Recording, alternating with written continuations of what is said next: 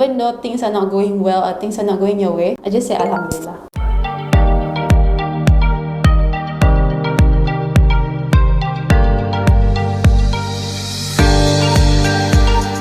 Welcome back to our Safe Space podcast by Women in Wealth Workshop. Today is episode 7, part 2, where we feature our student Nana from cohort 6, Women and Wealth Workshop. We were on holiday in the UK and then he was sick. Random sick, macam flu fever? Batuk. I mean, the diagnosis was streptococcus pneumonia, but it's a very, very, very severe infection. Yeah. How was he? He was 3 years and 1 year. Oh, no, Shan. Yeah, I know, obviously. Sorry, because I have PTSD from that. Obviously, I blame myself. I try to keep everything right as a mom. So, of course, I feel like, okay, this happens. I make sure quality. I don't care about quantity, I care about quality. When I keep with the qualityness for a very long time, for 2 years, and then he collapsed, macam tu. It's like, what did I do wrong? That process must have given you mentioned PTSD. Yeah. Do you still think about it today? Of course, you tak minta datang, tak ada datang. Macam dia ada batuk. Yeah. Because the body keeps score, right? Yeah, so you remember there were the time that he couldn't really breathe well, and then you didn't know that he wasn't breathing well. You thought it was just him having stomach ache or something. Because you're like, oh my god, yeah. Do you think that was the first tornado in your life? Yeah, of course. I feel like it's my biggest tornado, but the most beautiful thing macam Allah jadikan bila kat hospital tu banyak lagi orang lagi susah. So you always feel bersyukur that you are so blessed. Your parents are around, and then your parents-in-law pun datang, and then your sisters are there. My seorang ni sisters pun ada. So dia orang hantar you makanan. You're not hungry. You're actually just in the hospital, and your son is actually getting better and better. Cuma slowly. So you have to remember that. You should bersyukur with that, because ada yang dah 6 bulan kat sana, 3 bulan kat sana. Yeah, yang chronic lung disease, chronic respiratory disease, budak-budak, okay? That was the thing yang macam like, okay, Ali is not that bad. Orang lain lagi teruk. And nama dia Ali, your son Ali. Yeah. It's a strong name to carry. Yeah. That's why he was tested that early, because it is such a strong, it's a warrior Yeah. punya name, nama sahabat. I remember this black lady, her name is Bridget. She was so sweet. I was there the first day, and then yeah, this is how I was talking to her, and then she was asking me whether I was okay. Yeah, we just came here as pneumonia, and then she was telling me about her son with a sickle cell issue. Sedih lagi lah, every few months dia masuk hospital, and the son dah teenager, dah besar panjang, but still going back and forth to the hospital. So I look at her like she's so strong, and she told me to be, you have to be strong. What's important, if you're the mom, you have to show up strong, and you have to keep on smiling in front of your son. Before she left, she has to come back again lah. She was getting discharged on that day, and then she was coming back again. We hugged, and then we just shared that solemnness together. It was very beautiful. Strangers around you yang make you feel better. You dalam hospital kau, I jenis yang suka buat kawan. Lebih friendly. I yang jenis yang macam yang you pergi event tu, you tak suka duduk orang sebelah tu. I'm that person.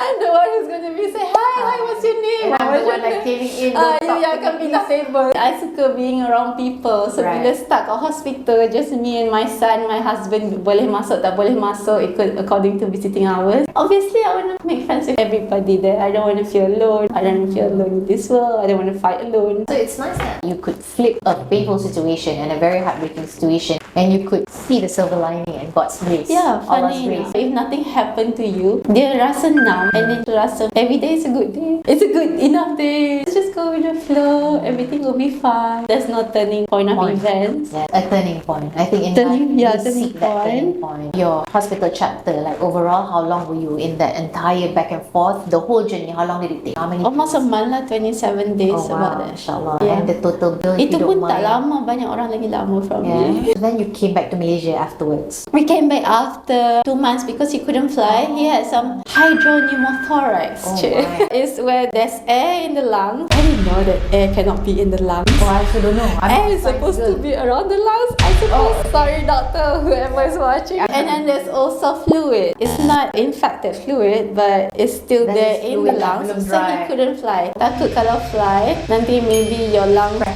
cardiac arrest or whatever. I don't know, maybe. Option is you could do is the air ambulance, which is like probably 200,000 pounds or 1 million ringgit. I don't know. But that's the price that I saw, because they have to fly at a certain altitude. You have to maintain the same altitude, to maintain the same oxygen level. That's in the impossible because you're cabin. not in control So of the that's flight. why I realized, oh, this is why you need insurance. Insurance will have covered that. Insurance will have covered everything. Macam even for your stay outside of the hospital. There's a limit lah. Oh my god, banyak benda I tak tahu. That was was the turning point for you to realize that protection is important? Because the other day, just to share some story, someone condemned my post on Threads. Oh, really? Because I said, hey, whatever it is, if you can afford it, if you can try your best, increase income so then you can afford protection. Because in your story, like, you are shielded already financially, tapi still jadi juga kat you, betul tak? Yeah. So it's not about you kaya ke miskin ke tak, it's called protection, right? So this person who saw my post, dia kata, You are tone deaf, Aisha. You don't understand the story of a mother who has to choose between feeding the kids and buying Takaful or insurance. am I tone deaf or are you tone deaf? Miskin atau kaya, kita tak akan sakit. Who's going to foot the bill? That's the protection element, right? Get something that you can afford lah. Coming back to your story, total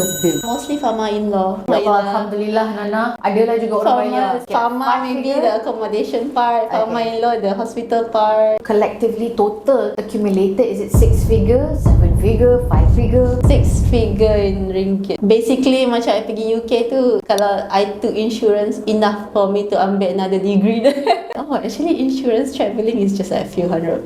Yeah, It's about 300 ringgit. So, okay, Allah gave you that gift. I always believe when you give this pain, that's gain. That was your revelation. Yeah. So For me and my husband lah. Sorry, husband. My husband took for himself, so but we were travelling on different dates. I think maybe he assumed I took for me and my son. definitely, because it's not a conversation that we would have more, right? It's Only not- now we talk about money a lot. That's good. I'm happy when couples talk about money. You know, solve that problem first and everything else will flow. So then that was before Women and Wealth, and I think when you came into Women and Wealth, that was one of the things that you highlighted in the beginning. So I remembered because but I tak ingat nama anak you, tapi I tahu your son means the world to you. I could see it. Everything that you asked was always about how do I do this so that I can protect my son. I remember you crafted your question based on that angle. So now in Women and Wealth, you went through the 6 months program. Now you've walked out, you graduated in December. Now it's March, right? Going April, bulan puasa. If you can just share some of the things that you have implemented after the program. What were some of the revelation for you and your best practices today? I mean, before the program, I dah ambil insurance immediately. After I flew back in late year of 2023, terus I cari insurance agent, and then by early 2024, I ada insurance. And then my son also, Alhamdulillah, his report is he's normal. I am already covered. not yet, so I'm taking your advice to slowly keep on doing checkups and then Let that back you up. yeah, and then hopefully the AIA Okay, there's many more providers bukan saja AIA. boleh approve his medical plan. What I really do differently that my husband pun appreciates Today? Yes, please tell me. What is it? that he want to say that I'm definitely more mindful lah of money. I have daily budget. That's so good, Nana. I don't have daily budget before, obviously. Lucky for me sebab when I work from home. So I don't go out so For lunch. I want to, but you know, because I have a son, so there's priority first. Money for him, then for you. So because I able to stay at home and cook, memang I ada daily budget, meaning let's say if today is 60 ringgit max. Kalau I have to buy groceries more than 60 or more than 200, I'm taking the next few days punya budget. I'm not going out. As simple as that. Wow. Yeah. For me, that is a really big win. And then we managed to stay within my husband's salary lah. Tak ada minta from parents. Parents still bagi. I tak minta. So the Diorang brutal bagi. is still Okay. doing. Thank you ma. Thank you abah. Because they knew that I just stopped my virtual assistant job. Maybe she's tight in money, so maybe diorang sedekah lah sikit. But what do you do with that? You YOLO ke healing ke or you invest? Actually, I still save it there. Sebab I memang dah plan like this is another thing yang macam like I'm blessed, tapi I'm trying to shift from that. Sebab I feel like to have a big savings macam lambat, especially when you don't have income, right? So macam like nak pergi rumah parents, tengok jewellery mana. Oh, If I get no, she knows. If I have money, just want to build up my savings and then build up my only investing platform, which is dua tu je. Sebab I kan OCD, I tak boleh banyak benda. Sama macam I tak nak banyak anak, I just nak quality. Bagus. There's nothing wrong with that at all, you know. People think they have to like Maybe other people has backup, I don't. The money that my dad gave me, I still keep it. I put it aside just in case of emergency. But when bulan baru soon, I put it away lah, masuk savings. So you implement whatever was taught in Women and Wealth lah. Yeah. Oh, awesome, Nana. I cannot follow my dad's advice of having savings at least 10-20% from your salary. But I tak ada salary. At least we are not in the hutang. I mean, we were never in hutang before, but we were kind of hutang with parents, if you put it that way. So at least we are not on that level. Whatever money my husband is earning is enough for the three of us. Of course, parents still bagi makanan, bagi grocery Yeah, when that's tolong additional belikan. rezeki, alhamdulillah. Yeah, so I was like, alhamdulillah lah, so we don't have to lapar. What would be your message to the women out there who feel discouraged? Because in your case, you were very clear you want to choose your son. But there are women out there who've got maybe like more kids and then husband pun biasa-biasa, family pun biasa-biasa. But they don't have a choice because memang nak kerja.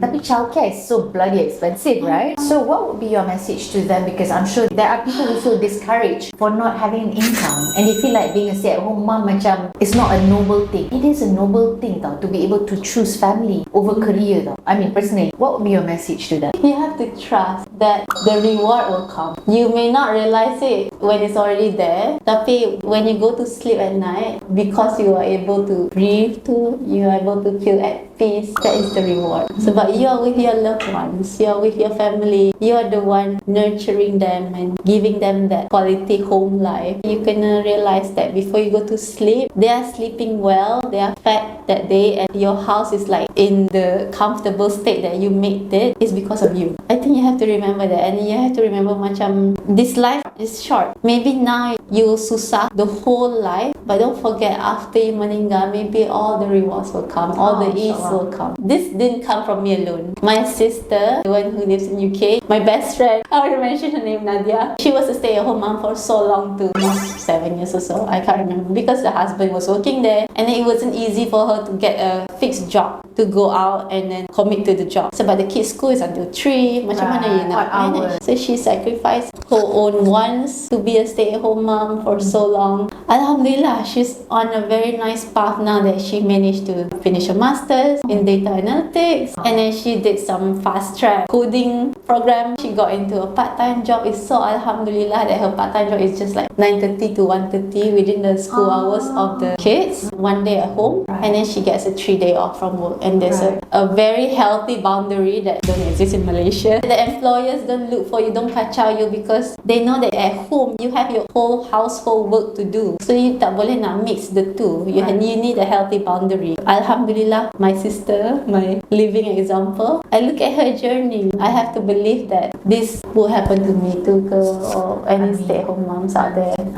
They want to pursue a career or any types of gig they want to do outside the home, and even if it didn't happen, if you are in that state that you are happy, you're happy. You have to realize that, you have to be thankful that actually I dah happy sebenarnya. Really bersyukur. Allah janji, if you are grateful, I will give you more. Yeah, sebab I rasa macam tu. I rasa macam I didn't like being the whole day at home with my son. I want to go out semua tu, tapi nak go out all the time pun habislah duit kan. But then actually I dah happy sebenarnya. Sometimes I yang tak realize I have everybody around me. They're still alive, they're healthy. Yeah, every night I go to sleep, I sleep with my son, my husband. My husband tak kena hantar offshore ke outstation. No, I'm very blessed that way. Oh, Nana, I think that's so beautiful. What a beautiful ending to this conversation. I am really grateful that you open up about your pain, and I hope that that will empower a lot of parents alike, not just parents but individuals, because we may think that nothing will happen to us, then bang, Allah akan duga kita kat mana kita tak sangka. And then what you said about, percayalah rezeki tu akan datang in ways that is unique and personalized to you, like the case of your sister Nadia. So hi sister, I hope your cohort upcoming or digital, because we're going digital. So any last words for the women out there who's listening? I think the only word yang I keep repeating myself is honestly, bila even though things are not going well or things are not going your way, I just say Alhamdulillah. Oh, mashallah. Even though I'm angry or angry, even though somebody pissed me off, my son poo on the bed, I just say Alhamdulillah. Very good. That's a good practice. Yeah, so but at the end of the day, everybody around you is alive. You are also alive to still fix yourself before you. Yeah. Alright. Alhamdulillah. Alhamdulillah. And with that, Alhamdulillah, we have concluded our episode for today. If you like what you're watching, if you have any questions, drop a comment in the text box below. For future collaborations, you can email us at marketing@aisharaman.com.